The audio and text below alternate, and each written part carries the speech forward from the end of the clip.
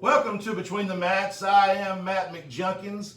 Alongside me is the man, Matty Wilcox. How you doing, Matt? Good, Junk. How are you, my man? Man, I'm doing great. Doing great.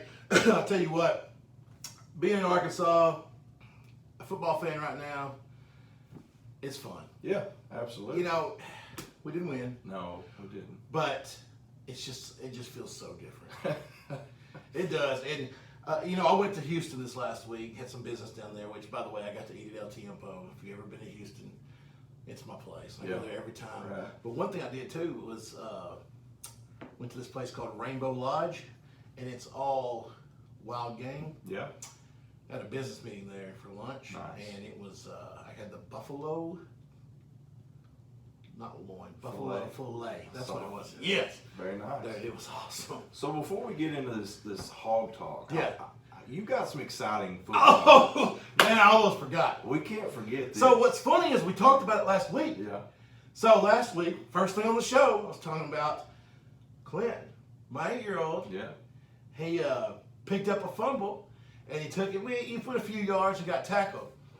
And what's funny is Friday night, he always goes to the games with us to do the broadcast. Right. And the head coach, the guy I coach with on his team, he's riding in the back. He videos for us, right? He films, Mike Bowen. And the whole way, all night long, he's like, Clint, you're going to score tomorrow. You're going to score. He's like, and he's saying stuff like, I don't even care if you get a penalty for dancing. And he just goes on, and I'm just kind of laughing. And I told Clint, I said, all right, I said, 10 tackles tomorrow. So I want 10 tackles. It'd be all right if you picked up a fumble for a touchdown. and anyway, so Saturday we're playing, right? And I'm on the field, me and Steve are on the field, and they're right there in front of us. We coach the defense. And play kicks off, and he runs down the line, and the kind of play is kind of away from us. And we can't see the ball. There's a bunch of kids there, and it just kind of stops for a second, like Right. the kid's getting tackled. Yeah. And all of a sudden, I'm like, I think the ball's out. I could just tell the way the running back was acting because he kind of looked back over him, and all of a sudden I see Clint, and he kind of like he's trying to be sneaky. He kind of looks around, he picks up that ball, and here he goes down the sideline, and I just immediately go, go Clint, go Clint, go Clint, go Clint, and I just screamed that for like 10 seconds, Anyway, Mike's on the sideline. He's jumping on the video. It's funny because he's jumping up and down, going down the sidelines. He scores, and he NFL spikes it. He dronked it. Dude, he did. He spiked that thing right in front of the official. Here comes the flag. His teammates are jumping all over him. They're excited. Yeah. And he comes to the sidelines, and I said, dude, you can't spike the football. He said, why? So he didn't know that. Sure. He didn't. Of course, we don't teach our linemen end zone etiquette. Right. Sure. So, but I just didn't think about that he didn't. Yeah. He goes, why? I said, well, it's a penalty. He said, that's stupid. He said, that's the stupidest rule. He said, I'm just trying to have a little fun. I agree. Oh man, it was the best thing ever. I mean, it really, as a dad, coach, like highlighted my life. If you're not friends with Matt McJunkins on Facebook, please look him up, friend him. He's got the video on there. It's worth your time. It is. It really is. It's awesome. I've got it on Twitter too. Yeah. And I mean, if I was smart, I'd put it, since we got YouTube, I'd put it up on here so Right. we could run it. But yeah, it was awesome. It was great. Oh, it was great. All right, so we'll get into the hog talk. Unfortunately, the Hogs get beat. Man, great ball game, especially if you like offense. 100%, man. I mean, well, that's what's so fun about it. But now as a Hogs fan, is we're fun to watch. Sure. It's not depressing. Yeah. Like we were in that game until we weren't, Right. which was the last play of the game. And I'm going to have to defer to you on this one. Yeah, you're pretty hooked up. Unfortunately, I was unable to watch the ball game. We had a recruiting visit, and I was on the road pretty much the entire day Saturday. You had a busy weekend. I did have a busy week. We traveled Friday night, got home late, Yes. and then you were up and at it early. We were, but Hogs took an L 52-51. And looking at the stats, though, one thing we've kind of harped on the Hogs that they needed to be better at this year was third down efficiency. Yes. They were 7 of 13 Yeah. against Ole Miss, which is very good. It is, especially when Ole Miss was I forgot. I forgot to write that down. But they were like, They were 5 of 14. yeah, they wasn't that good. And there were still times I'm like, what are we doing Right. on third down? Right. But it was much better. Yeah. So passing, we had 326 yards passing. KJ was 25 of 35, played amazing. He did have one pick right there before the half. Just threw one up in the end zone. Rushing, we had 350 yards rushing on 58 attempts, which is 6 yards a carry, Yeah, which is impressive. it is. Ole Miss, they had a bunch of offense as well. They had 287 yards passing. Corral was 14 of 21. He did not throw any picks this year to us, to make Which is a lot less than last year. a lot less than the 6 he threw last year. Golly. And then they had 324 yards rushing on 49 attempts. Did we? No, that was last week. Texas A&M with the one we picked that we got off the ground. Yeah. No, yeah. And then, so that's 6.6 yards a carry. And Junk and I talked about this a little bit before the podcast was, one thing that we did not expect was for our defense to get just the ball just run all over them like that. But I guess, when you're playing that kind of a cover 8 or whatever you want to call it, dropping 8 defense, you're going to leave some gaps. You're going to leave some lanes. It had nothing to do with physicality. Right. We manhandled them literally all game. Mm-hmm. It was third downs, Corral take off and running, and we just didn't tackle well. Right. I mean, he's not big, No. and we didn't, and we actually did tackle okay on their backs. Yeah. There was times that they got out, but it was Corral, man, and he is shifty, he's quick, but he burned us. He had 15 carries for 94 yards. Yeah. 2 touchdowns. Snoop Connor had 12 carries for 110, and then Henry Parrish Jr. had 18 carries for 111. Yeah. So those 3 guys had great games. Rocket Sanders with a great game for Arkansas, 17 carries for 139 yards. KJ had 20 carries for 85 and 3 touchdowns. And then Traylon Smith had 11 carries for 85 and a touchdown. Boy, Rocket just, and I said this at the beginning of the season, and I thought he would prove out to be our A running back. Yeah. Saturday, he really, to me, I thought, kind of separated himself from the others. Now, Smith looked good. Yeah, I mean, he still had good numbers. Yeah, but, man, when Rockets run the ball, you're just like, hey, that kid's good. Yeah. And then Traylon Burks had another special game, 7 catches, 136 yards and a touchdown. So You need to go back and watch the 2 catches on the one drive, back-to-back catches. yeah, You just don't understand how he caught it. really, I mean, they were NFL. yeah. He has big 5X hands. I mean, his ball, the second one is like, well, crap, he overthrew that one. No, he didn't. He just went up there and grabbed it. Wow. He's so good. So tell me this, and this is my ignorance of not watching the game, and I hadn't even got to watch any highlights. That's how bad Right. it's been. But so we scored tied up with like how much time left? I mean, there was Oh no, it was last play. Like it was literally there was 4 seconds no, left. but I mean before that, like we tied it up, and then they scored within They scored within like 40 seconds. not even maybe. How did that happen? We got beat on a route on the right side of the field where nobody was even there. Like I mean, it was. Like somebody missed the assignment because like he wasn't like he burned somebody. Like he was all alone. So we were keeping up with it on the phone, watching while we were at the recruiting, watching that game, and so we scored to tie it up with like less than 2 minutes left. I'm Right. like, sweet, we're gonna go in overtime. Yeah. And then when the phone updates again, we're down already. I'll tell you though, I do it every time. Yeah, 100%. sure. I mean, you're on the road. Right, that's the rule. You're not only are you on the road though, we have not stopped them. Like Right. very rare, very little did we stop them. He's a special quarterback. Yeah. He is. I mean, he's a Heisman contender, even though KJ's numbers were better. So. Yeah, they were. There were a lot of reasons why we needed to go ahead and win it right there. Sure. We were going to be definitely the underdog in overtime. Right. I felt like. Right. And I agree. And Pittman even said after the game, he said, I feel like every time I'm going for it right there. Yeah.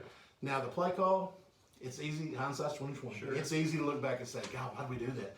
But why did we do that? I mean, and here's what I want to say too. If you're one of those people that watches KJ and you say he's not a good quarterback because he can't make these short passes, and I told you this earlier. That's his weakness. Every quarterback has a weakness. Sure. You can't look at him and say he's not a good quarterback because the things he does do, most quarterbacks can't. Right. He throws a great long ball. Yeah. I mean, a great long ball. He's so physical. Yeah. He's fast. He makes plays. Mm-hmm. So yeah, pretty much his one weakness. Because here's the other thing too. He don't make bad decisions. Yeah. That's another thing too. It's a young quarterback like him. You kind of wonder, does he have the maturity mentally? Sure. Dude doesn't throw bad passes, like make bad decisions. He's thrown what, one pick this year? Yeah, one or two, not very many. Yeah, and so, well, I guess the second one was that one at the half. But his one thing that so far he's shown he doesn't do well is he's not real accurate always on short passes. So we get there, we're going for two, and I'm like, man, let's just line up and pound it down there. Sure.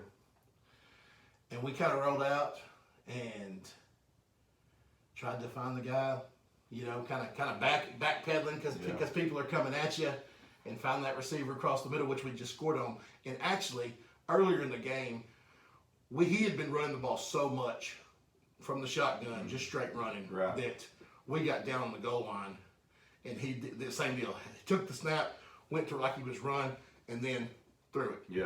And they bit. Sure. And so they weren't going to do it again. Yeah, they were probably expecting it. Yeah. Right. And so I think that they were 100% looking past on that play.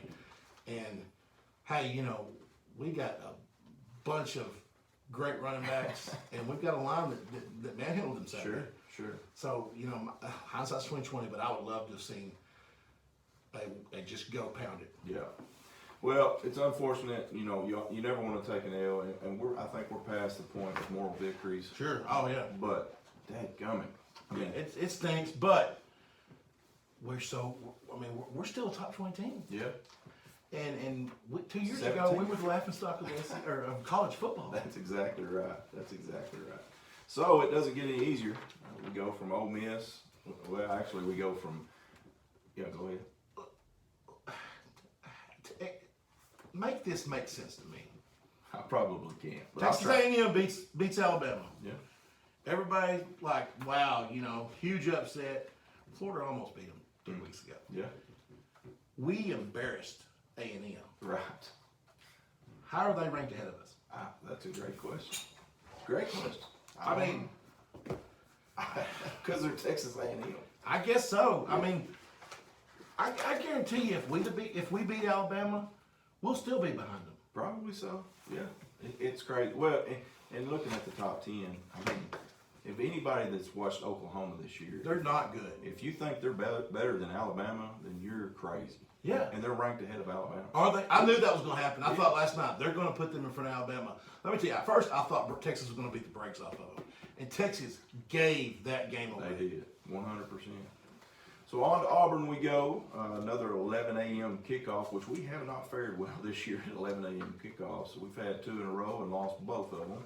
But we get Auburn at home. Another 11? 11 a.m. Sure is on CBS. So Auburn's 4-2 coming into this one, 1-1 in conference. Bo Nix is starting to play a little bit better. You know, I've told you before on the podcast, I've never thought very highly of him. I think he's going to have trouble with our defense. He has played better lately, but looking at their stats, Auburn averages 35 points a game on offense. They give up 19.2, where Arkansas comes in averaging 32 a game offensively and giving up 24.5. Auburn's averaging 451 yards of offense a game, 245 passing, 206 rushing, which is pretty solid. Arkansas averaging 460 a game, 214 passing and 244 rushing. Auburn's defense is giving up 320 yards a game, and Arkansas is giving up 337. So what do you think on this one, John? Man, being at home's huge. It is huge. We play that game Saturday in Fayetteville. We probably win that 2 scores. I really think. I think we're that much better now than Ole Miss was. Yeah. Turnover killed us. Missed field goal killed us, and we're at their place. Right. I think we're 10 points better than Auburn. Do you? I do. I'd pick us by 10. Okay. I like it. I like the pick. What do you think? I think so. I mean, I think Arkansas is playing good football right now. They you know, one big question we all had coming into this Ole Miss game was how would they bounce back after the beatdown we took from Georgia. and it's obvious that Pittman, and he rallied the troops, and these guys, they're over Georgia. Yep. They're playing football. And boy, especially KJ. Yeah. I've never, he played at a different level Saturday. Just not just ability wise, but I mean, his intensity. The only thing I would say this and challenge the Razorback fans is stay loyal to these guys. Yes. Stay behind them. I mean, they're playing. Coming into this season, just remember where we were at 2 years ago, losing to Western Kentucky and teams like that. I mean, we're competing with some of the best teams in the nation right now. We're ranked. Yes, we're ranked 17th. That's right. and if things go the way they should the rest of the season, the way we're playing, we're going to end up higher than that. That's right. That's right. Because, So Alabama loss will hurt us. Who says we can't beat them? that's right. And then the rest of them, there's not another one that I don't think we should win. We shouldn't win. I agree with you. So, Hog fans, stay behind them. Just remember where we were 3 years ago. That's right. So, UCA was off last week. I messed up in the last podcast and said that they played Eastern Kentucky last week, but that's actually this coming Saturday. Yeah. Eastern Kentucky's 4-2, and they will play at Estes Stadium on Saturday. I meant to look up and see how Junior did this weekend. He transferred. The Bowling Green. Oh, yeah. Yeah, I still want to check him out. Sorry, sir, ain't even written. I know it. Well, go figure, right? Right. So Arkansas State got destroyed by number 15 Coastal Carolina, 52-20. They are off this week and probably looking for a week off after they've had 3 rough weeks. Yep. I still say Butch Jones dumpster fire. All right, so that'll be all of our college talk. So next we go to our picks Dun, dun, dun, dun. from last week. Let me tell you, Junk Vegas has got this thing down. You are on a roll, my man. I'm rolling. I'm not even gonna play my jingle because I mean it's just kind of getting old hearing it. I did go up by 2. I was 20 for 25. Remained my B average after our 9 weeks report card. I guess it was like a 6 weeks report card. Maddie, still a C student. Yeah. Not one of my greatest performances. But it wasn't bad. We've definitely both done a lot worse than that. No doubt. He was 18 for 25. I'm up by 2. You are up by 2 for And the this, let me season. tell you, looking at this week's games, I could go. yeah, I could end up being up by 12, or I could be down by 10. That's right. I mean, That's right. So there's a bunch of games this week that we just kind of scratch our head at. yeah, there's just not very many good matchups. And last week there was a bunch of good ones. Great. Yeah. So it's hard to believe that here we are coming into week 7 of the high school season. It feels like we just started, man. Like we're over halfway there. It is crazy. So let's talk about some of these kids that had outstanding performances this past week. You want to start us off? Yes, I will. I will gladly start us off because I'm the one that wrote this. Yes, you By are. the way, did you go by Harps today? I did. All right. I did. Cooper Wilcox was the Greenbrier player of the game Friday. He was the American Safeguard Insurance Hart Food player of the game Friday night. And for the second time this year, and Matt went and got their steaks today from Harps. So tell us a little bit about that promotion, because So- it's an amazing promotion. It is. I got with Harps.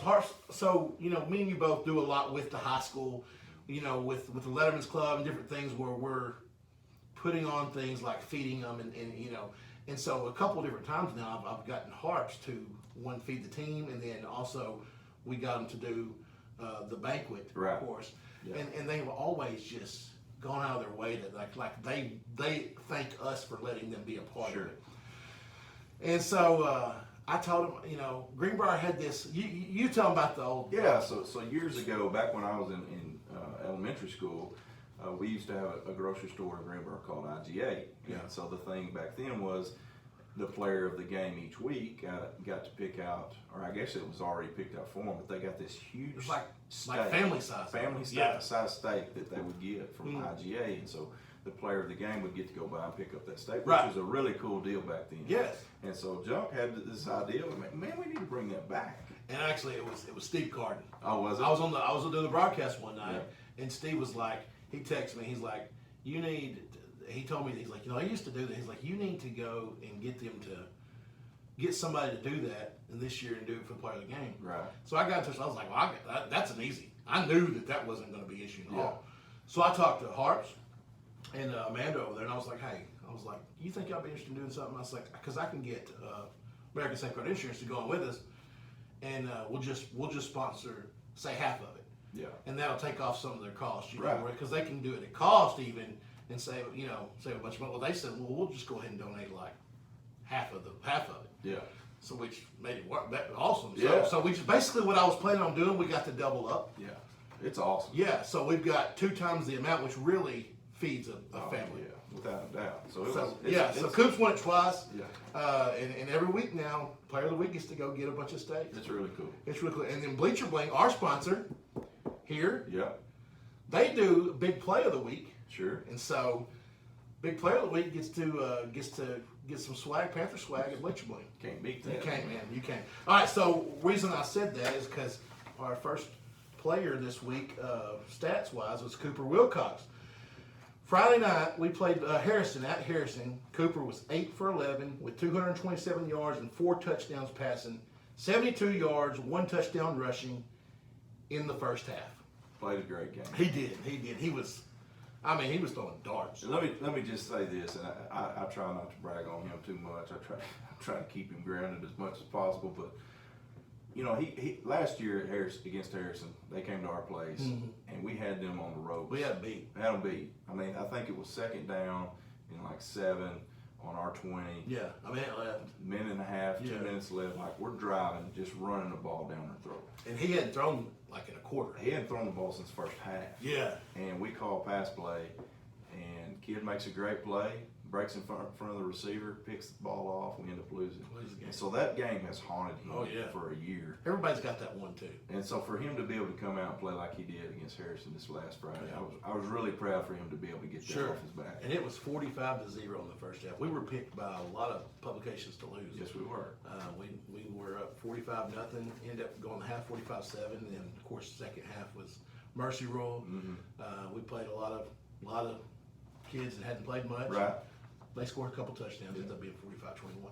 But anyway, great game by Coop. On the year, Coop is 50 of 83 with 982 yards and 13 touchdowns passing with only 1 interception that he threw Friday night. Yeah. That was just kind of it was a good pass. It just kind of got popped up in the air and somebody caught it. But then he's also got 53 carries for 498 yards and 12 touchdowns rushing. So he has 25 touchdowns already on the season. It's unreal. So then we go over to Harding Academy. This is a name that everybody around the state is familiar with. Mr. Andrew Miller, 10 carries for 91 yards, 2 touchdowns rushing, and 3 catches for 59 yards and 2 touchdowns. Great game right there. Yes, sir. Down at Arkadelphia, Coach Trey Shucker down there, you know, we talked to him a lot. He's a friend of ours. They had a good game Friday night. Alex Lloyd, 155 yards and 3 touchdowns receiving. And then Donovan Witten, which we know good and well what kind of quarterback he is. Yes, sir. 19 for 27, 264 yards and 3 touchdowns passing. Very nice. Mr. Sharman Rester from El Dorado, quarterback down there for the Wildcats, was 11 of 15 for 178 yards, 2 touchdowns passing, and 4 carries for 58 yards rushing, and 1 touchdown. Had a good game. Yes, sir. He's been very efficient this year. He has. Valonia now. Austin Myers has put up some crazy numbers this year, and he just keeps happening. He's playing amazing. He is. They played. They played Pea Ridge. At Pea Ridge, and Austin was 22 of 25 for 325 yards and 5 touchdowns passing. Cannon Bartland, 11 catches, 20 yards and 3 touchdowns. I think that was 203 yards. I believe that's right. Oh, did I say 20 yards? Yes. Yeah, that's a typo. Yeah, I Sorry. think it's 203. Yeah, he got more than 20 yards. And he's playing amazing. Him and Jameson Heisley are both. Yeah, playing. both are. Yeah.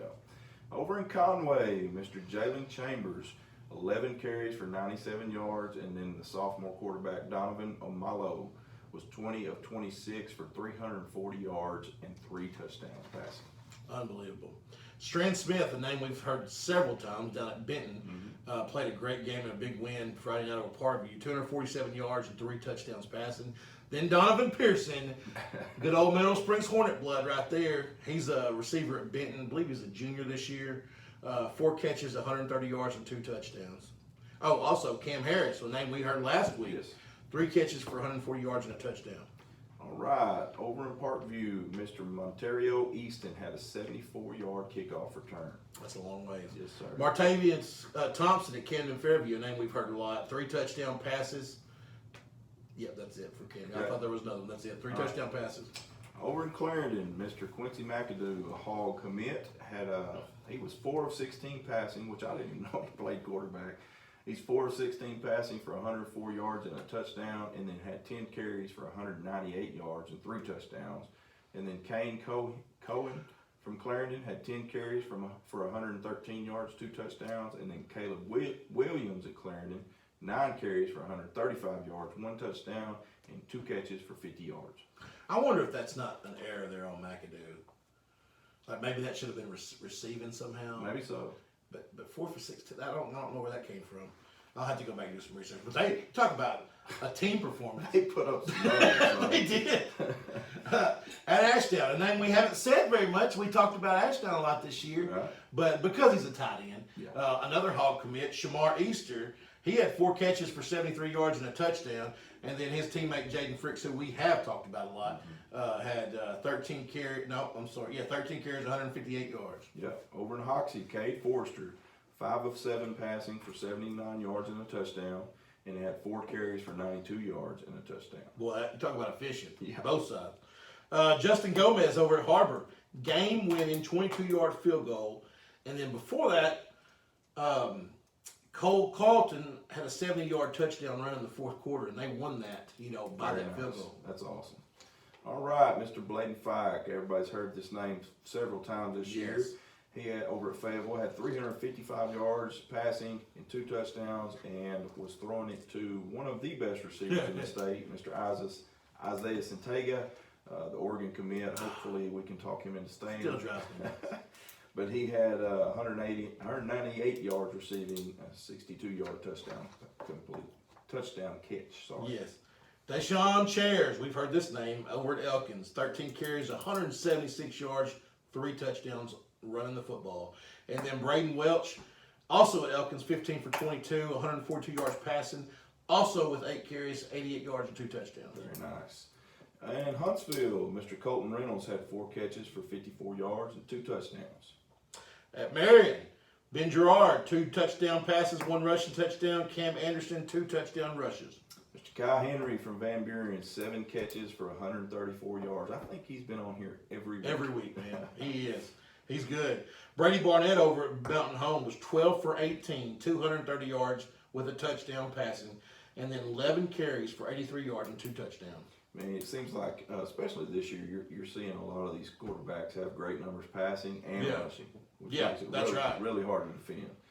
Across it, Mr. Tyreek Jones, 3 passing touchdowns and 2 rushing touchdowns, so 5 total touchdowns. Great night. Down at Bryant, James Martin, 3 carries, 91 yards on 3 carries with a touchdown. Jordan Knox, also from Bryant, with 23-yard catch for a touchdown and a 95 kickoff return for a touchdown. That's awesome. And then Carson Burnett, the quarterback down there at Bryant, was 11 for 12, 140 yards and 3 touchdown passes. That's pretty solid. Pretty solid night. North Little Rock, Malachi Gober, 7 of 8 for 58 yards and 2 touchdowns passing, and had 5 carries for 42 yards and 2 touchdowns on the ground. That's a night. And Mr. Torrance Moore, 12 carries for 119 yards and 2 TDs.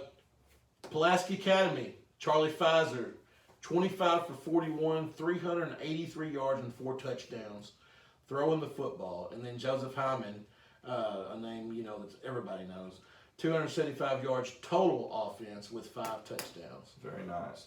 In Stuttgart, Tamir Coppins was 13 of 15 for 2 touchdowns passing. And then Jaden Strange had 1 touchdown rushing and 2 receiving touchdowns. Over at Shiloh Christian, Ben Baker, 20 carries, 203 yards with a touchdown. And then Eli Wisdom, 15 carries from the quarterback, 122 yards and 3 touchdowns. Also, I forgot to write this down, but I think Caden Hanley, another Razorback commit, I want to say 9 tackles. He had a pass breakup. I mean, he had 50 yards rushing, and just a typical night for him. Just great all around. Yeah, Man. I think he had like 3 or 4 tackles for loss. Yeah. Okay. In Hot Springs, Mr. Isaac Scheller, the quarterback there for the Trojans, was 9 of 12 for 194 yards and 3 passing touchdowns. A name that we're very familiar with that we like to say because it's Absolutely. a good name. Riker Acebo from Jonesboro. 22-31, 326 yards, 4 touchdowns throwing the football. Great night. Also ran for a touchdown. Very good. In Heber Springs, I've got 3 players here that had outstanding performances. Mr. Parker Brown had 16 carries for 224 yards, 4 touchdowns, and 34 yards and 1 TD receiving. That is a good night.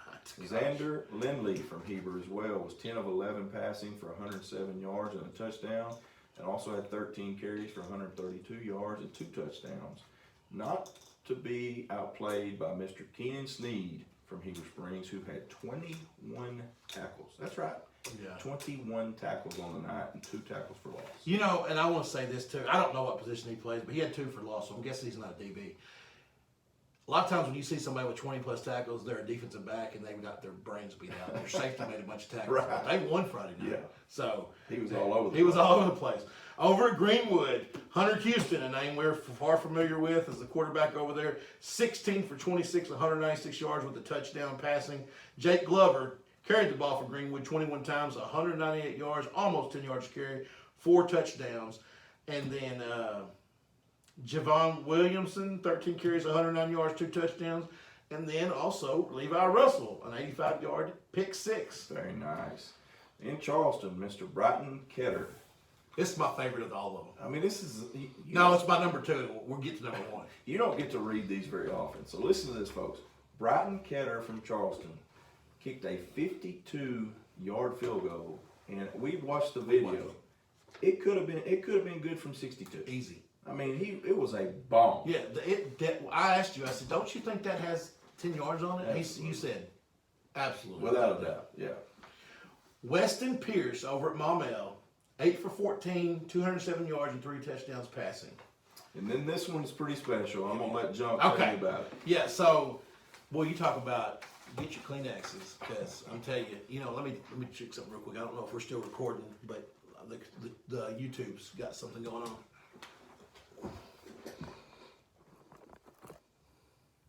Yeah, we're still. All right, sorry about that. I just wanted to make sure we were still getting our YouTube coverage. All right. Yeah, get your Kleenexes. I'm going to tell you, I told you, when I told you this, when I read it, I had to swallow and cough. And this young man, Tyler Colquitt, from Little Rock Christian, defensive end, his father passed away 2 days before they played Maumelle Friday. During pregame, Tyler's in his street clothes on the sideline. Hadn't eaten really all day. Hadn't drank much water, and so really didn't feel like he's probably gonna play. Right. Last minute, the coach is in the locker room and sees he's in the locker room right before the game, and he's dressing up. He missed the first series because he was warming up. Right. This kid goes in the game and finishes with 11 tackles, 7 quarterback hurries, 6 tackles for loss, and a sack. I mean, that's... Just gives you chill bumps. Oh, it does. It's like kind of like Brett Favre, Right. His father was diagnosed with kidney failure in 2013. And the article I read, it was obvious that they were very close. Sure. I mean, his dad came to practices and never missed games. And being diagnosed with kidney failure in 2013, he still did not miss a game until this year. Wow, that's impressive. Mm. Yeah, so big shout out to Mr. Tyler. I know losing a father, especially at an age like that, has got to be a tremendous burden on that young man. And for him to be able to, number one, be able to just even dress out to play, Right. and then have a performance like that, it just makes you appreciate the courage and the strength that young Sure. man has. And definitely have prayers coming from us. Yeah, no doubt. All right, so that'll wrap up our performances from the high school ranks last week. So we'll go into our top 10s. We're going to have to hurry. We're dragging it. Are we? Yeah. Got a lot of talk. We got a lot to talk about.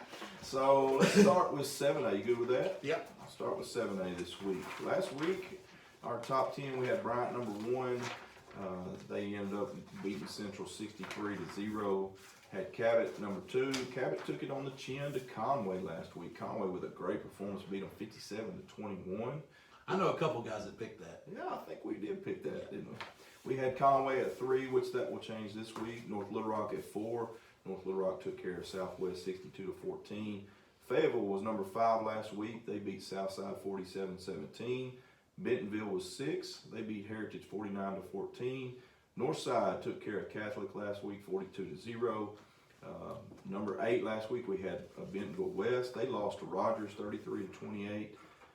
9 we had Rogers, and then number 10 we had Harbor, and they beat Springdale 37-36. So this week, our new top 10, Bryant stays at number 1. They're at they're at home against Southwest this week. Number 2, we've got the Conway Wampus Cats, and they're at Northside this week, which will be a tough game for them. I can't wait till they play Bryant. It's going to be I think it might be a good game. and it's the last game of the week. Yes, of the season. So, one thing to watch out for this week, Conway coming off that big emotional win against Cabot. The hangover? The hangover, you never know, because Northside's good, they're a good football team. Number 3 this week, North Little Rock, the Charging Wildcats are at home against Catholic this week. Number 4, Fayetteville is at home against Bentonville. So this game right here will probably determine the conference championship. Yeah. Number 5, we've got Bentonville. Number 6, we dropped Cabot to number 6, and they're at home. No, I'm sorry, they're at Central this week. Number 7, Northside playing Conway. Number 8, Rogers is at Springdale. Number 9, Bentonville West is playing Harbor. And number 10 is Springdale Harbor. That's great. Man, that 7A is shaking out to be a lot of fun. It always is. It always is, yeah. It's fun that both sides have some really good teams. Yeah. Seems like it goes back and forth. All right, 6A. Lake Hamilton, they've been rolling. They're 5-0. We had them at number 1. Number 2, Parkview. 3 was Jonesboro. 4, El Dorado. 5, Benton. Greenwood 6, Sylvan Hill 7, Searcy 8, Marion 9, and Russellville 10. So Lake Hamilton beat Russellville 42-32 in a close one. Very close one. Russellville playing some football, which all year long we've talked about. They can run the football. They're physical. They're much improved. Yeah. Number 2, Parkview lost to Benton. We both picked that one, I believe, also. Yes, we did. Not both. I actually picked Parkview. Oh, that's right. Sorry to bring up all of them. Yeah, appreciate it. Benton beat Parkview. Number 3, Jonesboro beat Pine Bluff 49-6. El Dorado beat Sheridan 48-0. Number 5, Benton, as we said, beat Parkview 30-23. Greenwood was number 6. They beat Silent Springs 54-17. Sylvan Hills continues to win. They beat West Memphis 35-21. Searcy lost to Marion, but it was close. 37-25. And then Marion was 9. 10 was Russellville, which we know they lost it by 10, and a close one to Lake Hamilton. All right, so this week we're keeping Lake Hamilton at number 1. Number 2, Jonesboro, which Lake Hamilton plays at Siloam this week. And then Jonesboro's going to be home against West Memphis. Number 3 is El Dorado. They'll play Marion at home. Number 4, Benton at Mountain Home. Number 5, Parkview versus Van Buren at home. Greenwood at Russellville. Could be a fun one to watch. Yeah. Russellville, they're 7. Number 8, Sylvan plays Sheridan at home. Number 9, Marion goes to El Dorado, and then number 10, Searcy at Pine Bluff. Yeah, that number 6 Greenwood versus number 7 Russellville will be a good one. And Lake Hamilton is the only remaining They're the only one left, aren't they? undefeated team in 6A. Sure is. So to our 5A we go. So last week at 5A we had PA number 1. They beat Whitehall, which we knew was going to be a good game. It turned out to be a really good half. Yes. So I think it was 21-21 at half. It was. And then PA just Brought them. poured it on. They ended up beating them 63-28. Whitehall we had it 2 last week. Number 3 we had Little Rock Christian, who beat BB 36-7. Number 4 we had Wynn. Wynn took care of Valley View 21-6 in a pretty close ball game over in the East. Fairview was number 5 last week, and Fairview beat Magnolia, a team that had been playing better as of late. They beat them 44-25. Greenbrier at number 6. They went up to Harrison and put a whipping on the Goblins like they haven't seen in a long time. Number 7, Bologna went to Pea Ridge and took care of business 35-0. We had an 8, we had a Harrison. Number 9, we had Maumelle, who beat Jacksonville 49-15. And then number 10, we had Farmington that beat Morton 15-0. Let me tell you real quick about PA too. I've been trying to figure out what is it about them. Obviously, their program, the culture, Sure. and what they do. Mm-hmm. But like their roster, they got a great running back receiver in Hyman. Yeah. Pfizer's been a very good quarterback. Yeah. But it seems like they wear people down. Like this one, we knew Whitehall's defense may be the best in the state. Yeah. It's And impressive. and so wasn't shocked that it was close. But it seems like maybe PA wears you down a little bit. Yeah, it's hard to figure this out because the more you think about that game, because Whitehall had struggled scoring.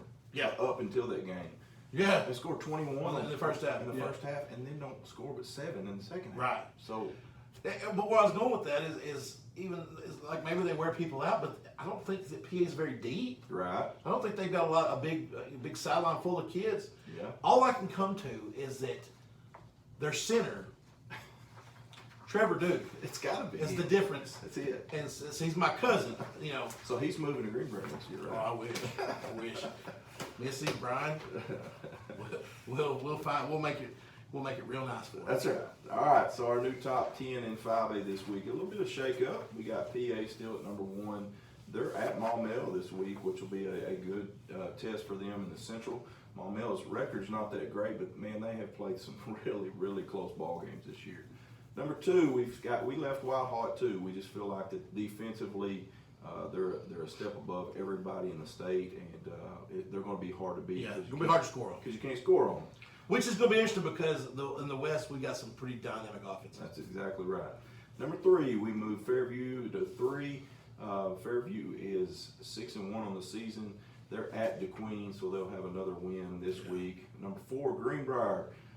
Greenbrier won big at Harrison and looked really good doing it. Like Junk said earlier, it was 45-0 before half and called the Dogs off. They're at home, which is homecoming this week for the Panthers against Pea Ridge. Bologna, number 5, they're 6-0, remain undefeated. They're playing Harrison at Bologna this week. Number 6, Little Rock Christian. I have them as off this week. Did you? I do too. Okay. Yeah, I do too. So Little Rock Christian's off this week. Number 7, Wynn. The Yellow Jackets beat Valley View 21-6. They're at Batesville, which is a big rivalry there. Number 8, Maumelle. And we talked about them. They're playing PA this week. Number 9, Nettleton. This is a new team in our top 10 in 5A. Nettleton is undefeated on the season and are going to battle Wynn for that East Yes, Conference Championship. They are. And they're playing Greene County Tech this week. And then number 10, we left the Goblins of Harrison at number 10. So I just want to say this about Maumelle. They're number 8 in the state. They're in our top 10, and they've won 2 games. They're 2-4. They have been through the gauntlet, They have. and they're playing PA right now. And then Whitehall. And then wow, Yeah. I'm telling you what, man, Maumelle, you guys, I got hats off to you because you guys have played a schedule this year. They sure have. All right, over to 4A. I like 4A. Yeah. Shallow Christian's been number 1 forever. they're still they were 4-1 coming into this week. Joe T. Robinson at number 2, Warren 3, Arkadelphia 4, Ashdown 5, 6 Stuttgart, 7 Mills, Crossett at 8, Prairie Grove at 9, and then Lone Oak followed up at number 10. Shallow Christian, probably the closest game they'll play in their conference was Prairie Grove this week at Prairie Grove, and they rolled 42-14. They sure did. That team's special, man. They are. Robinson beat Nashville 62-14. The Scrappers are down this year.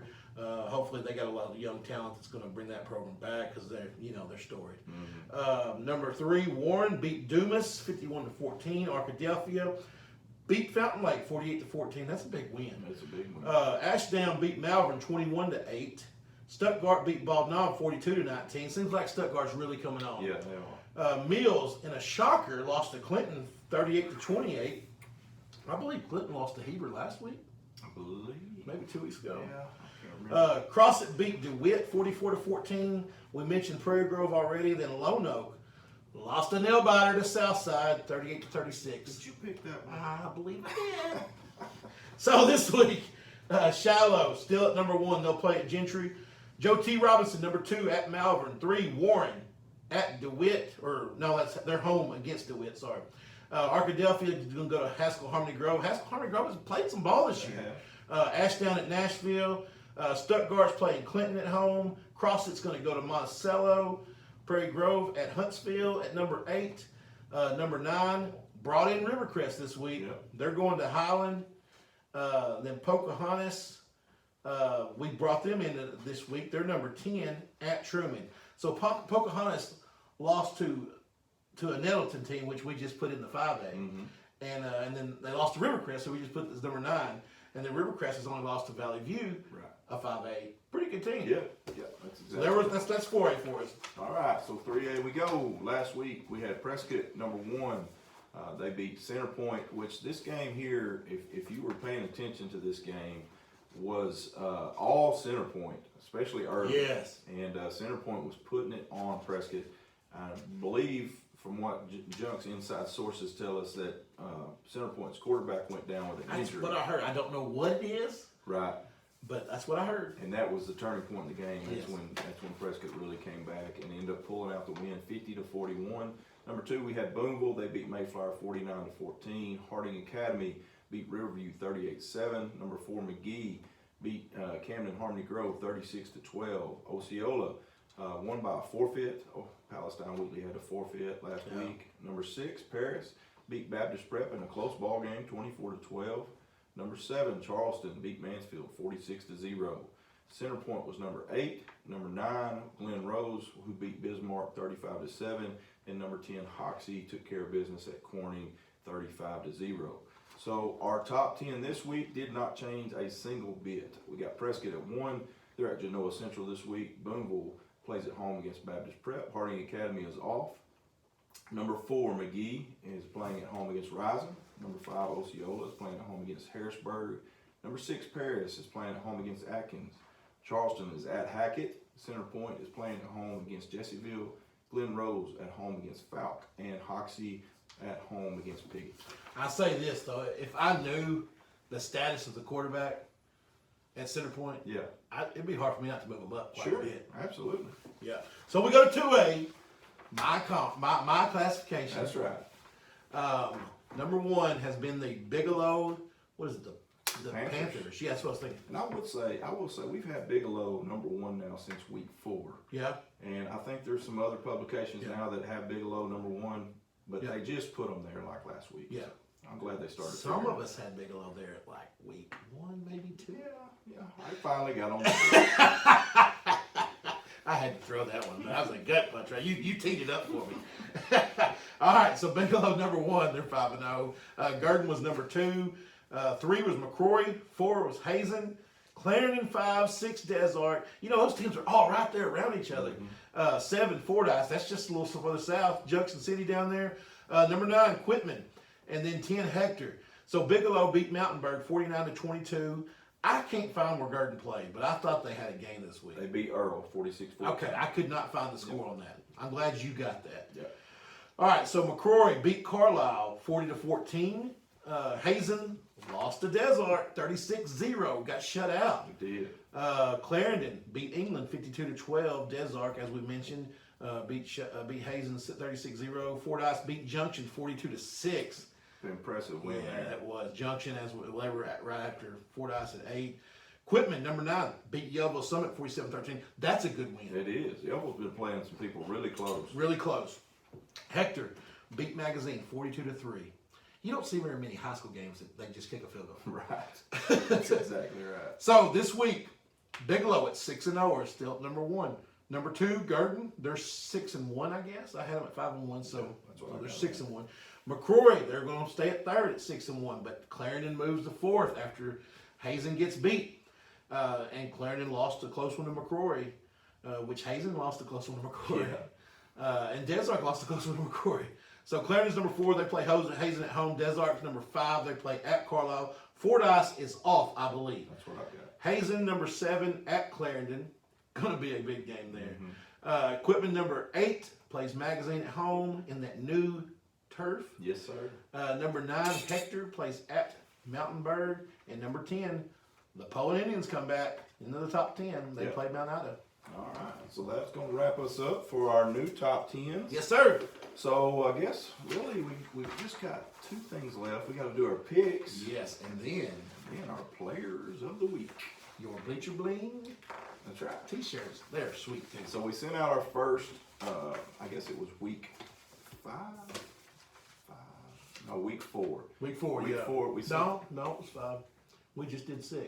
No, 6 was, yeah, we're doing 6 now. Yeah. So week 4. Week 4, sorry. I sent them out last week. So please, if you were one of the recipients of our Player of the Week with your shirt, once you get it, if you would just take a picture with you and your coach. Either tweet us, tag us in your Yeah, tweet, tweet it, man. and we'd like That helps us. Yeah, we'd like to see you recognized for your performance, and then get your shirt. And I meant to ask you what you sent with it. I just Like sent a card? I just sent a note. Yeah. Just kind of explain what we were doing. Yeah. So awesome. All right. So picks this week. Here we go. Number 1. And like we talked about before, Tough, man. this is a tough week. You know, a lot of times we go through these 25 games and we feel pretty good about them.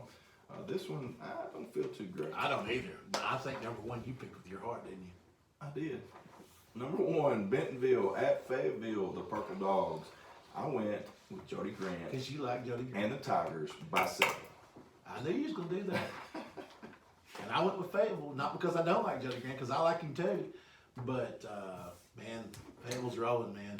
I got Fayetteville by 4. Okay. So you said Bentonville by 7? Yes, sir. We needed to have something different.